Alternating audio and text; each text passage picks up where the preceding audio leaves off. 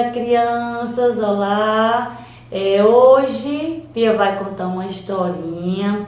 Por ser 22 de março, dia da água, Tia resolveu contar uma historinha do autor Jorge Salgueiro. E essa história vai falar sobre a floresta de água.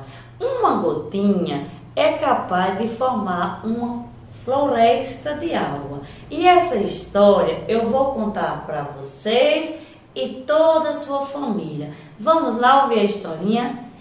Era uma vez uma nuvem onde